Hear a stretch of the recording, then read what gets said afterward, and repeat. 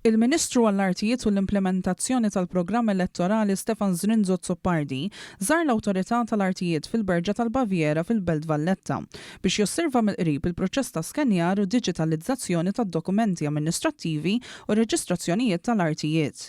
Dan il-proċess ta' digitalizzazzjoni beda f'April tal-2022 bħala parti minn sforz wiesa biex titjieb l-effiċjenza operattiva u jitnaqsu l-proċeduri burokratiċi għal benefiċċju tal-pubbliku. Jirriżulta li sissa diġà ġew skanjati u siġillati madwar 53,000 file li jfisser li iktar minn terz ta' dokumenti fl-awtorità ġew digitalizzati b'suċċess. Bej frar 2024 u frar 2025 biss ġew skanjati 23,000 file, sinjal ta' progress sostanzjali fil-proċess b'żieda ta' 9,000 file fuq is-sena ta' qabel.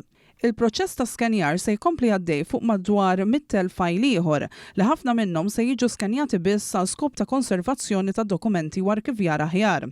Dawn imorru lura sa mill-bidu tad-Dipartiment tal-Artijiet. Illum bil-proċess tal-applikazzjonijiet online il-files huma diġitali mill-bidu.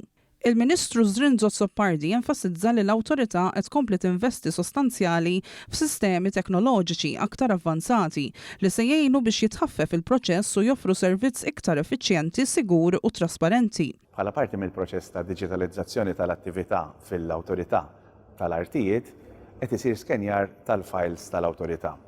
Sa minn Ottubru tal-2022 sal-lum ġew skenjati madwar 53,000 file. Dawn huma parti mill-files ta' din l-Awtorità, però qed jista' jgħid li llum il-files attivi li qed isir xogħol fuqhom huma kollha skenjati.